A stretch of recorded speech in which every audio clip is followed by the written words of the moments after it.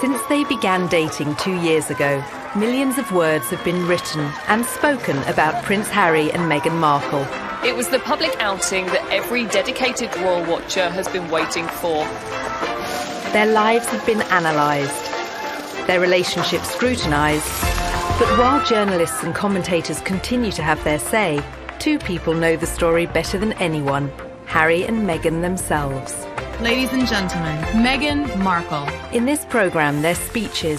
It just wasn't right, and something needed to be done. Their interviews. So I'd love to have kids right now, but yeah, there's a process that one has to go through. And home movies. This is the aftermath of the audition. Meghan isn't, your typical type of royal bride. And I am burning up. She had put so much of herself out there. This is what I do at Duff Throw. All brought together for the first time. At the end of the day, I'm a human being. I'm just a normal person like these guys are. Their lives are an open book. And that means we've painted a very quick picture of them together. This is the story of Harry and Meghan, in their own words. Thank you so much.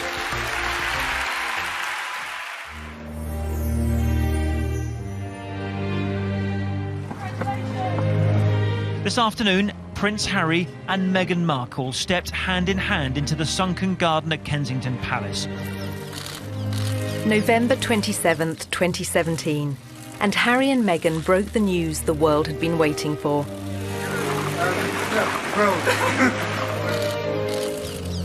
17 months after their first meeting, they were in love and about to be married.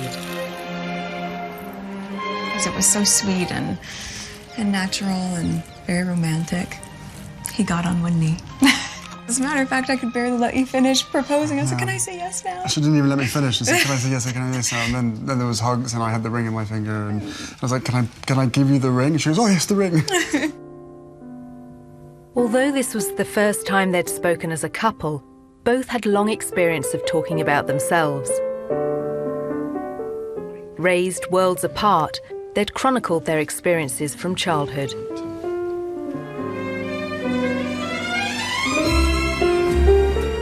For Meghan, that was spent in Los Angeles, California, where she was born to her white father, Tom, and African-American mother, Doria.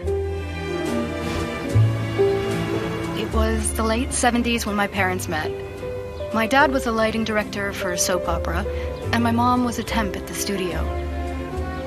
I like to think he was drawn to her sweet eyes and her afro, plus their shared love of antiques. Whatever it was, they married and had me. They moved into a house in the Valley in LA, to a neighborhood that was leafy and affordable. What it was not, however, was diverse. And there was my mom, caramel in complexion, with her light-skinned baby in tow, being asked where my mother was, since they assumed she was the nanny.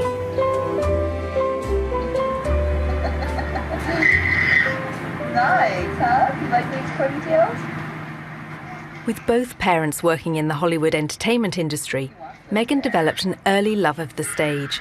She would often visit her father as he worked behind the scenes on a long-running TV sitcom. It was considered so risque, some viewers even organised a boycott. There was a show called Married with Children. Do you Seen remember it? that show? Yeah, absolutely, yeah. So I grew up on the set of Married with Children every day after school for 10 years. I was there. Wow. I know. It's a very perverse place for a little girl who went to Catholic school, no less, to grow up. There were a lot of times my dad would say, Meg, why don't you go and help with the craft services room over there? This is just a little off-color for your eyes. I wasn't allowed to watch it at home. I could watch the end credits, so I could give the screen a kiss when I saw my dad's name go by. I mean, they seemed very close as father-daughter, and I mean, she was a striking child. She was beautiful, and everyone would comment on how cute she was. But beyond that, and more important than that, was the fact she was just a very nice little girl and very respectful and just really a sweet kid to be around. Meghan's parents divorced when she was still at primary school. She and her mother Doria lived in a relatively comfortable neighbourhood. But LA at that time was riven by racial tensions, and in April 1992, they boiled over. The acquittal of 4 white policemen filmed beating a black motorist sparked nearly a week of ferocious rioting. The city pretty much burned in South Los Angeles. Skies were black, ashes everywhere. We didn't know how far they were going to reach, or we didn't think they were going to stop. It was kind of just like being in another world. The violence claimed 63 lives. 2,000 people were injured and 12,000 arrested. As it spread north towards Meghan's school, the 10-year-old and her mother had to run for shelter. They had let us go home during the riots, and there was ash everywhere. Oh my God, Mommy, it's snowing. No, Flower, it's not snow. Get in the house. So I can imagine any parent would want to keep their child inside, because when your city's burning, when you fear for your life, children shouldn't have to experience that.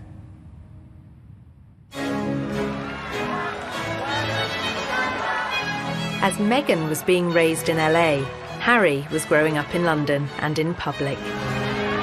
As the youngest son of the world's most famous woman, he was in the media spotlight from day one.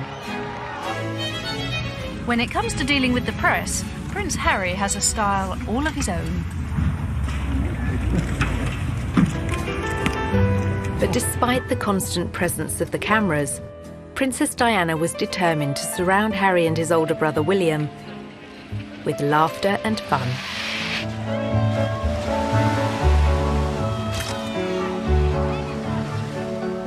Our mother was a total kid through and through. When everybody says to me, so she was fun, give us an example, all I can hear is her laugh in my head. And that sort of crazy laugh of where there was just pure happiness shown on her face. When you look at Prince Harry as a child, there was always a sense that he was a lot more mischievous than his older brother, perhaps because he knew that he didn't have as much responsibility on his shoulders. One of her mottos to me was, you can be as naughty as you want, just don't get caught. She was one of the naughtiest parents. She would come and watch us play football and smuggle sweets into our socks. And I mean, just, like literally walking back from a football match and having sort of 5 packets of Starburst, and just the whole shirt was just bulging with sweets. I think that very much appealed to Prince Harry's character and sense of humour, this idea that he could be a bit of a royal rebel like his mum and still get away with it. As part of his privileged upbringing, Harry was sent to Wetherby School in London's Notting Hill, where fees are more than £7,000 per term. At the same time, Meghan, 3 years his senior, was a pupil at Los Angeles' Little Red Schoolhouse. With its strong academic and artistic reputation, it was a favourite for Hollywood families. But some of the city's most deprived areas were just a short drive away, areas she'd frequently visit along with both her parents. My mom and dad came from little, so they made a choice to give a lot. Buying turkeys for homeless shelters at Thanksgiving, delivering meals to patients in hospice care, donating any spare change in their pockets to those asking for it. This is what I grew up seeing, so that is what I grew up being. A young adult with a social consciousness to do what I could, and to, at the very least, speak up when I knew something was wrong. Meghan's campaigning character was only just forming, but it would soon propel her onto the national stage. In 1993, the young schoolgirl took on a powerful multinational corporation, taking her complaint all the way to the White House.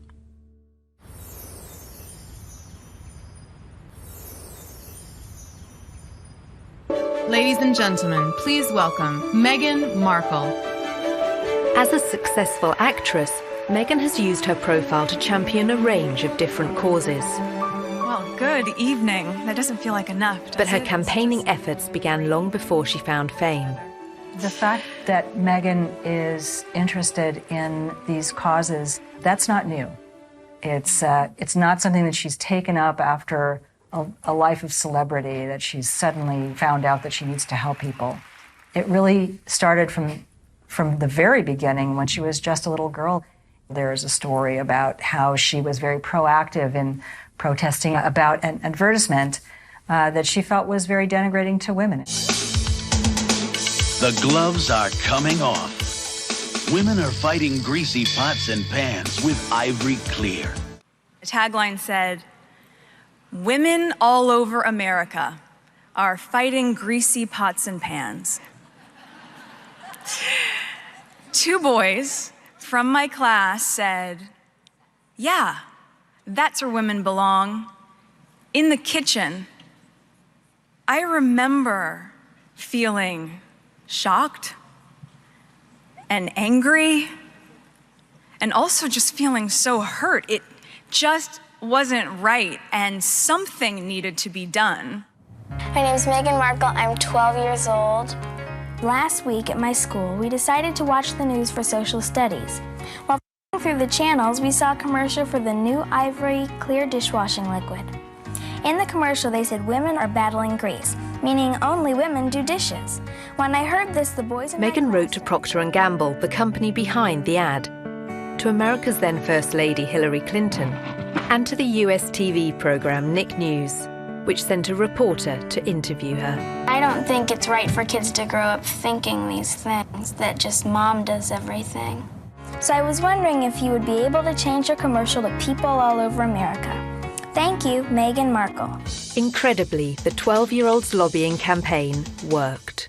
And it was roughly a month later when the soap manufacturer, Procter & Gamble, changed the commercial. The gloves are coming off. People are fighting greasy pots and pans with ivory clear. She had a sense that she could affect change, even though she was just one small person. She had a voice. If you see something that you don't like or offended by on television or any other place, write letters and send them to the right people, and you can really make a difference for not just yourself, but lots of other people. Makes me feel Meghan's time in the spotlight lasted for just a few days in 1993. But by then, Harry was used to relentless media attention. Soon it would become uncomfortable, both for him and his elder brother William. The reason? Their mother's very public and very bitter split from Prince Charles. It must be pretty tough when one day your father says it's all over and you've got to split your time between here or with your mother. When he was the youngest, he must have seen the arguments and the rows together they'd had, and it had an effect on him. Charles and Diana officially divorced in 1996. In August 1997, she went on holiday with her new boyfriend, Dodi Fayed. Pursued by the paparazzi through the streets of Paris, their chauffeur-driven car crashed in a city centre tunnel. 3 people were killed, including Diana.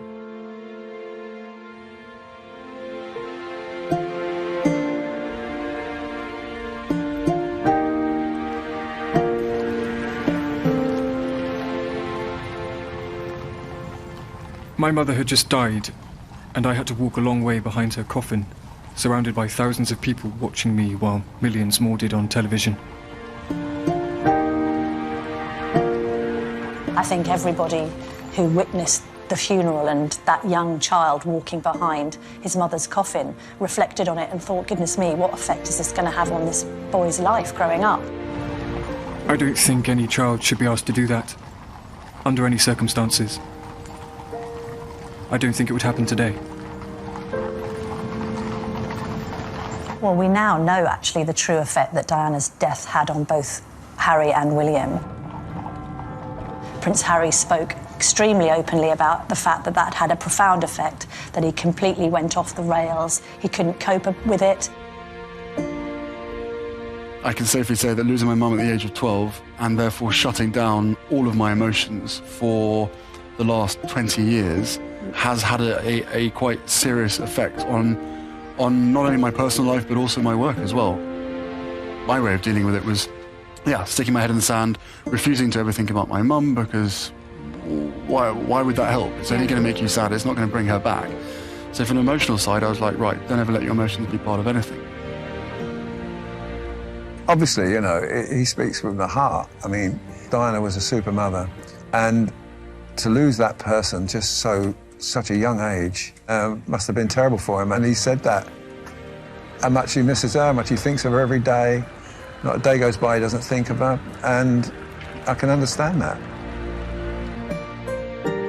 Probably been very close to a complete breakdown on numerous occasions, when all sorts of grief and sort of lies and misconceptions and everything's coming at you from every angle.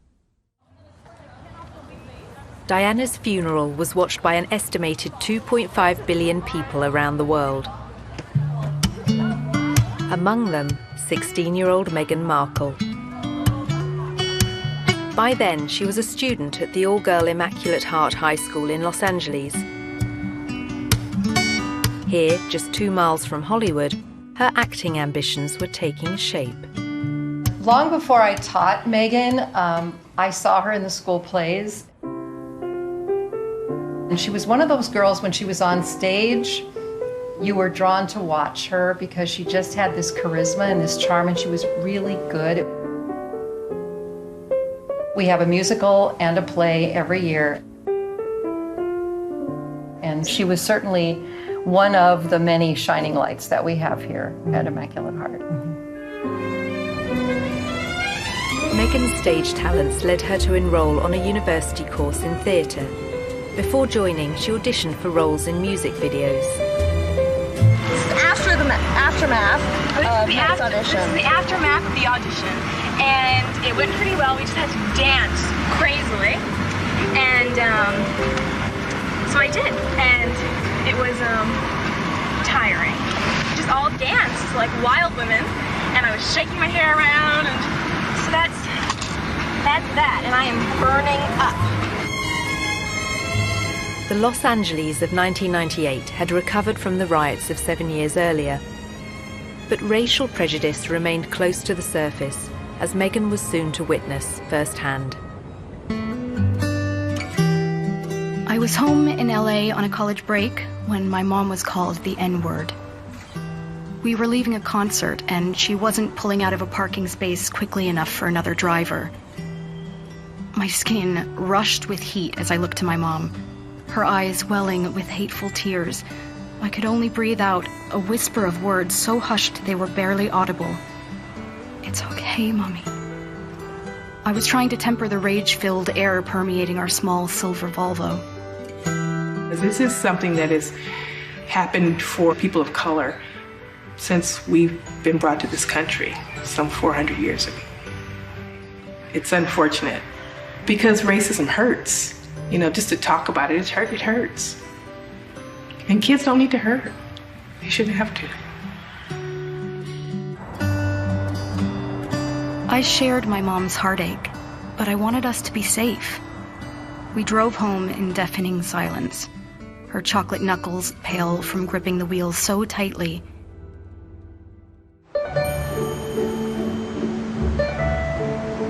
When Meghan returned to her university near Chicago, she showed huge promise on stage, starring in a number of student movies. But soon the undergraduate was keen to spread her wings and take on other subjects.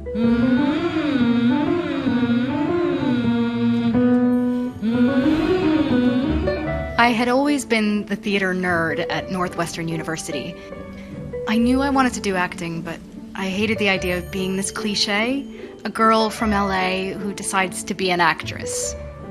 I wanted more than that.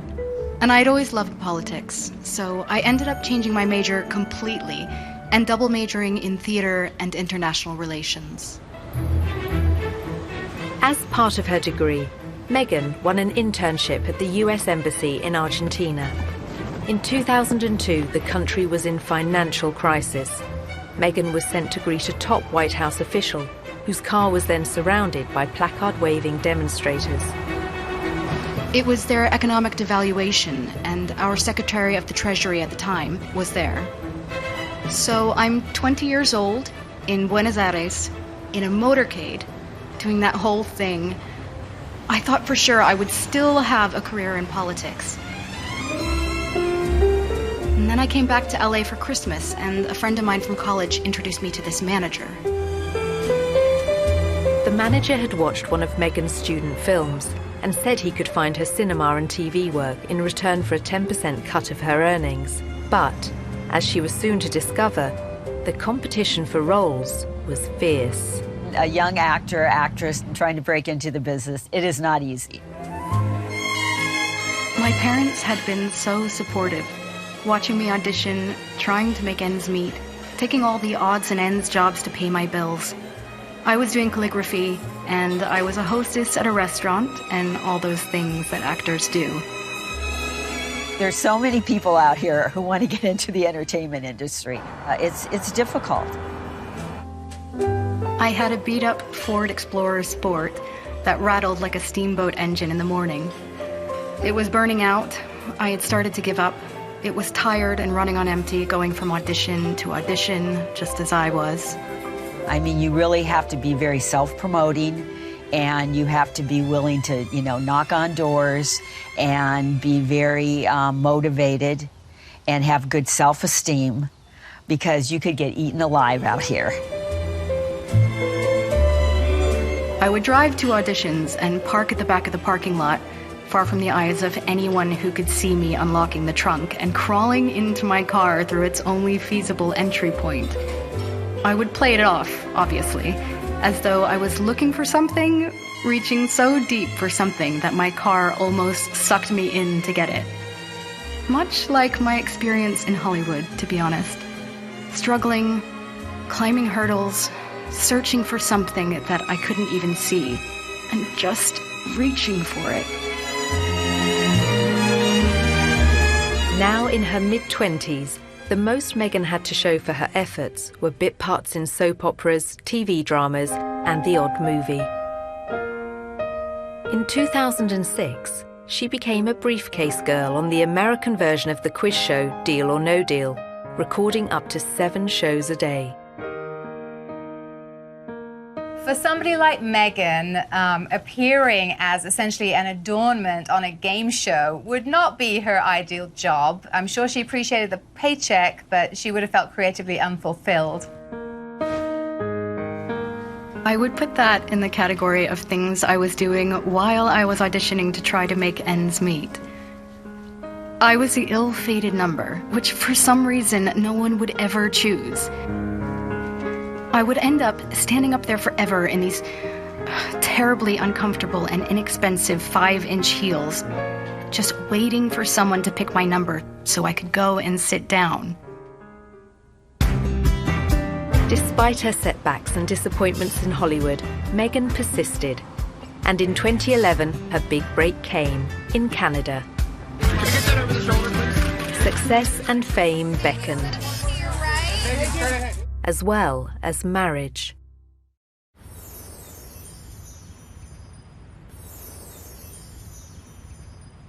By her late 20s, Meghan Markle was still struggling to make it in Hollywood. Along with the hurdles facing all young actresses, she had a further challenge: her mixed-race heritage. It took quite a few years for Meghan really to be comfortable with her identity. Hollywood didn't help with that, and it must have been very hurtful and very frustrating for her at times. I'm biracial. Most people can't tell what I'm mixed with, and so much of my life has felt like being a fly on the wall. And so some of the slurs that I've heard, or the really offensive jokes, or the names, it's just hit me in a really strong way. Being ethnically ambiguous, as I was pegged in the industry, meant I could audition for virtually any role.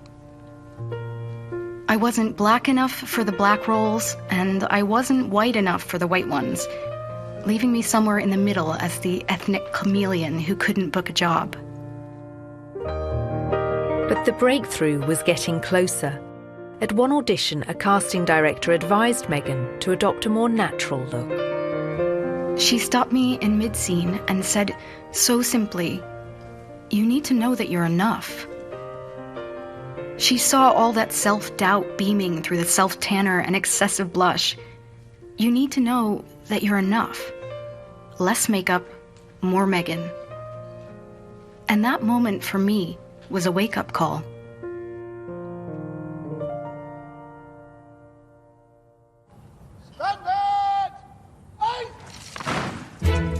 As Meghan edged closer to fame, Harry was doing his best to escape the media's spotlight. After finishing his studies at Eton, he took a gap year, then enrolled at the Sandhurst Royal Military Academy, passing out in 2006.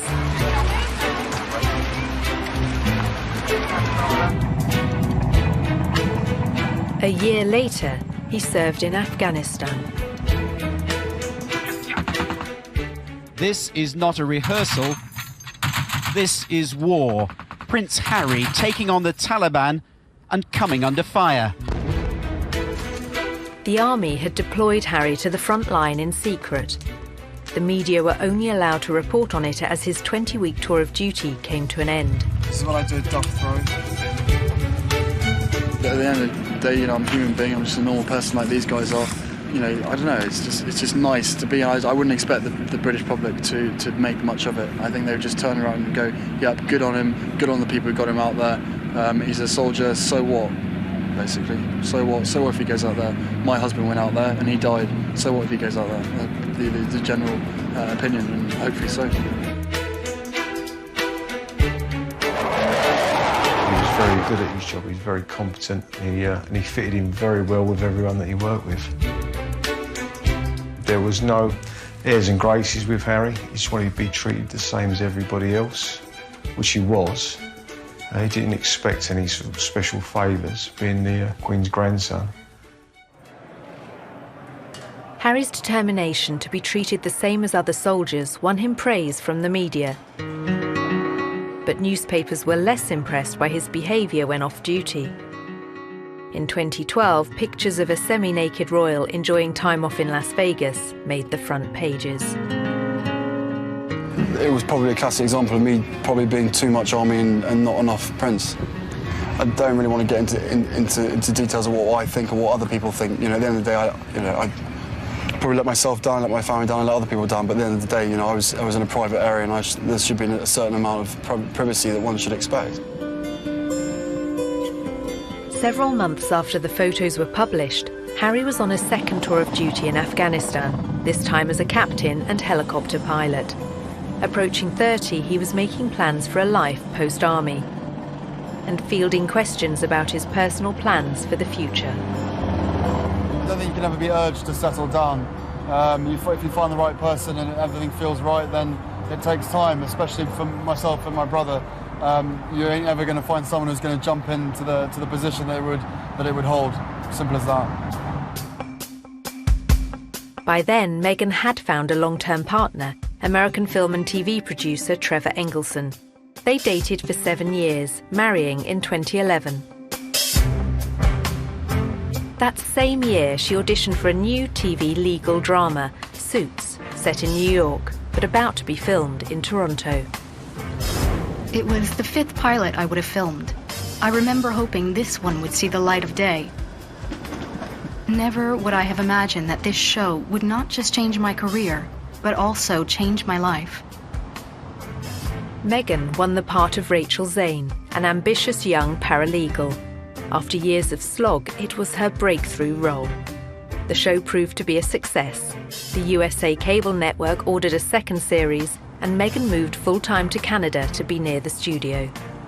So Meghan chose not to live in like the poshest area of Toronto. She chose Seton Village, which is more laid back, tree-lined, and people keep to themselves, and that's exactly what Meghan did.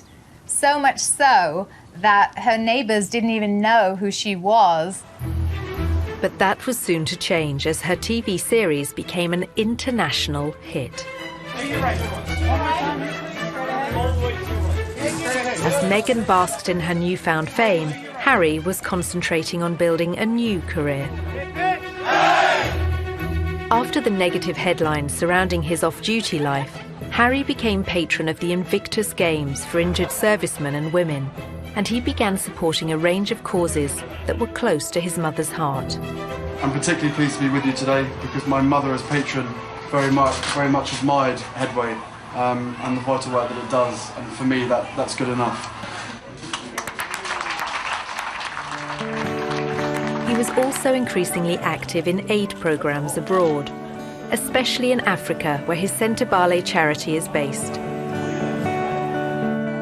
Sentebale means forget-me-not. It's in memory of Princess Diana.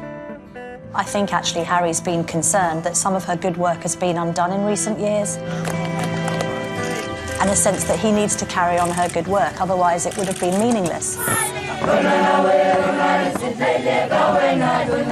Harry had first visited Botswana in southern Africa shortly after Diana's death. In the years afterwards, he'd made repeated journeys. This is where I feel more like myself than anywhere else in the world. I have this intense sense of normality here. To not get recognised, to lose myself in the bush with what I would call the most down-to-earth people on the planet.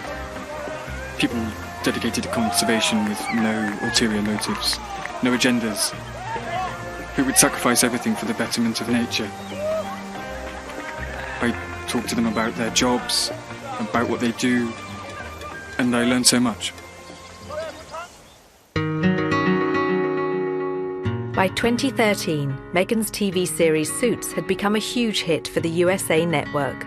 It was their most popular show for young adults, the audience advertisers valued the most. She was a star, and with stardom came power. Before filming Series 4, she complained to the programme makers. This season, every script seemed to begin with Rachel enters wearing a towel. And I said, nope, not doing it anymore. Not doing it. I called the creator and I was like, it's just gratuitous. We get it. You've already seen it once, so I think at a certain point you feel empowered enough to just say no. Meghan was also starting to use her power in other ways. The charity World Vision made her a global ambassador, promoting sanitation projects in remote villages. Well, Meghan's visits to countries like Rwanda, her focus on girls and women, all of these speak to her concern for female empowerment and really wanting to make a difference that way.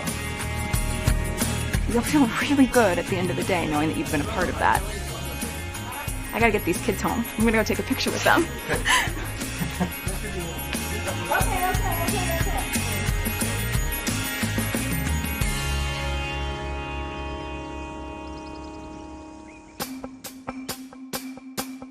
Meghan's fame had coincided with sadness in her personal life. In 2013, she and Trevor Engelson divorced after 9 years together and 2 years of marriage. Although neither has ever spoken publicly about the split, commentators attributed it to the distance between them. While Meghan concentrated on her TV work in Toronto, he remained in LA. At 31, Harry was also unattached, despite a series of girlfriends and a reputation as one of the world's most eligible bachelors. I said to Prince Harry, when are you going to get married? And he said, when are you going to get married? He's always had a string of pretty serious relationships with pretty serious women. He chose, for the longest period, Chelsea Davy, a very bright girl from Zimbabwe. I don't think that worked simply because, although she loved him, she didn't love the status of monarchy and the baggage that he came with him. And then Cressida Bonus, again, another very bright spark, lovely girl. Again, loving Harry and being with Harry, but not the circus that comes around him. In 2015, a year after that latest split, Harry went on a tour of New Zealand and revealed his strong desire to start a family. Of course, I'd love to have kids right now, but yeah, there's a process that one has to go through. And, you know, tours like this is great fun. Hopefully I'm doing all right by myself. It would be great to have someone else next to me to share the pressure. But, you know, time will come. Whatever happens, happens, I guess. The relationship he craved was just a year away. When he first met Meghan in London in July 2016, they discovered much in common. Both their parents had divorced when they were young. They were famous, wealthy, and had a shared interest in the developing world. It was one of the first things we started talking about when we met, was just the different things that we wanted to do in the world and how passionate we were about seeing change. I think that was, that's what got date 2. Soon after that second date, their first holiday, Harry invited Meghan to the country he'd first visited in the aftermath of his mother's death 19 years earlier. I think about 3, maybe 4 weeks later, that I managed to persuade her to come and join me in Botswana, and we camped out with each other under the stars. She came and joined me for 5 days out there, which was absolutely fantastic. So then we were really by ourselves, which was crucial to me, to make sure that we had a chance to get to know each other. Yeah. The couple kept their relationship secret throughout the summer of 2016. But then, at the end of October, the first headline appeared. You have a story like that and it breaks, and the rest of Fleet Street is then playing catch-up. And it was then after the story broke that you found people descending on Meghan's house, chasing after anyone that ever knew her, chasing after family members. I think both of us were totally surprised by the reaction after the first 5-6 months of when we had to ourselves of what actually happened from then. So I think you can have as many conversations as you want and try and prepare as much as possible, but we were totally unprepared for what happened after that. Some reports concentrated on Meghan's family neighbourhoods in LA. Others focused on the breakup of her parents' marriage and her relationships with her half-sister and half-brother. There's a misconception that because I have worked in the entertainment industry that this would be something I would be familiar with. That I've never been part of tabloid culture. I've never been in pop culture to that degree. And I think we were just hit so hard at the beginning with a lot of mistruths that I made the choice to not read anything. But some of the coverage and comments incensed Harry. Breaking news from Kensington Palace this morning. Prince Harry After 8 days of headlines, he came out fighting. I think that's one of the strongest statements I've ever heard come out of a palace.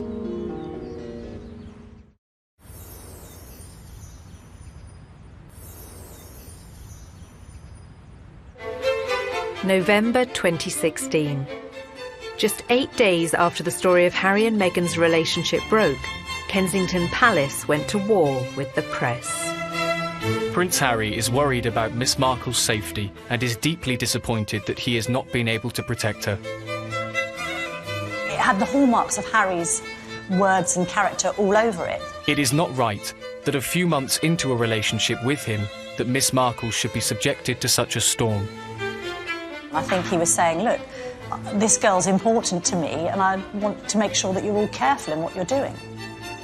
He knows commentators will say this is the price she has to pay, and that this is all part of the game. He strongly disagrees. This is not a game, it is her life and his. I think that's one of the strongest statements I've ever heard come out of a palace. I think so too. It's incredibly personal statement. He is obviously very, very angry. Well, good for him. I think the statement went down very well with the public in saying, yeah, fair on Prince Harry, this girl needs to be protected. I think others were a bit more critical, saying, well, all right, but you can't have it both ways. You get a lot of great publicity for your causes and you're the hero of the hour. If we want to find out about your private life, we're entitled to. Poring over Meghan's private life continued. Journalists scoured her social media accounts looking for more clues about her relationship with Harry. They found she'd posted photos of herself with a bracelet similar to one worn by him. To all my Tig friends, after 3 beautiful years on this adventure with you, it's time to say goodbye. In April 2017, Meghan began withdrawing from social media, prompting more speculation that the couple were about to become engaged. She closed her successful lifestyle website, The Tig, posting a farewell message to all her readers. Keep laughing and taking risks, and keep being the change you wish to see in the world. Thank you for everything, Meghan Markle. In the early autumn of 2017, the couple were seen in public for the first time. Harry attended the 3rd Invictus Games in Toronto, and Meghan turned up in the crowd. It was the public outing that every dedicated royal watcher has been waiting for. Just 24 hours later, the couple abandoned any effort to keep their feelings for each other private. The setting for this first public date was extraordinary, with no attempts to hide away as they watched the wheelchair tennis at the Invictus Games. It was open to the public. Anybody could go and watch the wheelchair tennis match, although it has to be said, I don't know how many people were actually watching the wheelchair tennis match because a lot of people were watching Harry and Meghan. Just 6 weeks after their very public appearance, the couple had a very private moment. Meghan was staying with Harry at Nottingham Cottage, his 2-bedroomed home set within the Kensington Palace estate. He proposed, and she accepted. The ring is obviously yellow gold, because that's her favourite. And the main stone itself, a source from Botswana. And the little diamonds either side are from my mother's jewellery collection, to make sure that she's with us on this crazy journey together. And it's beautiful, and he designed it. It's incredible. Yeah. And make sure it stays on that finger. Of course. What do you think your mother would have thought of Meghan or said about Meghan? Oh, they'd be thick as thieves. Without question. I think she would be over the moon, jumping up and down, so excited for me. But then, as I said, would have probably been best friends with Meghan. So no, it is days like today when I really miss having her around and miss being able to share the happy news. But with the ring and with everything else that's going on, I'm sure she's with us. I'm sure she's with us. Jumping up and down somewhere else.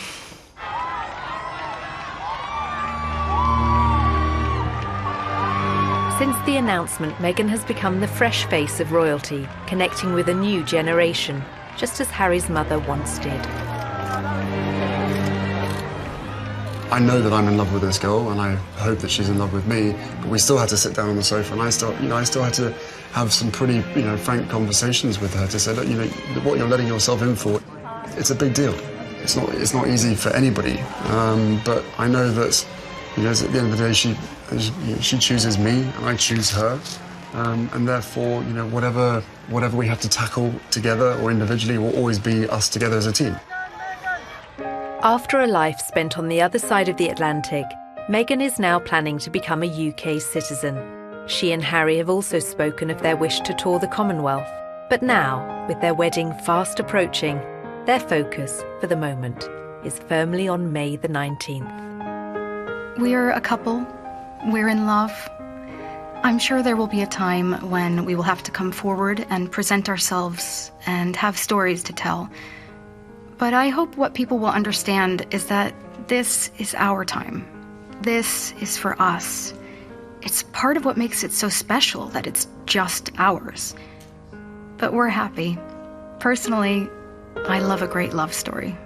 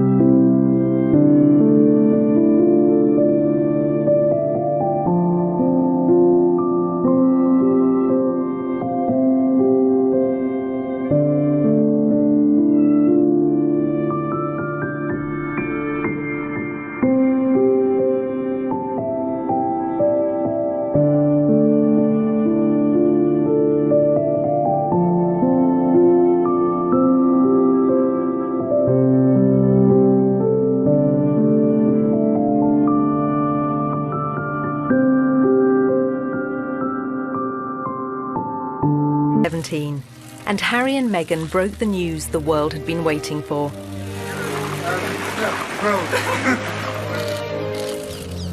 17 months after their first meeting, they were in love and about to be married. It was so sweet and natural and very romantic. He got on one knee. As a matter of fact, I could barely let you finish proposing. I was like, can I say yes now? She didn't even let me finish. She said, can I say yes, can I say yes now? And then there was hugs and I had the ring in my finger and I was like, can I give you the ring? And she goes, oh yes, the ring. Although this was the first time they'd spoken as a couple, both had long experience of talking about themselves. Raised worlds apart, they'd chronicled their experiences from childhood.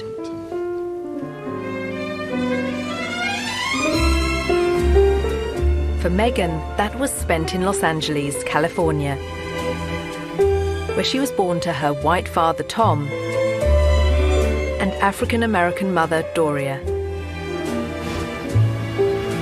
It was the late 70s when my parents met. My dad was a lighting director for a soap opera, and my mom was a temp at the studio. I like to think he was drawn to her sweet eyes and her afro, plus their shared love of antiques.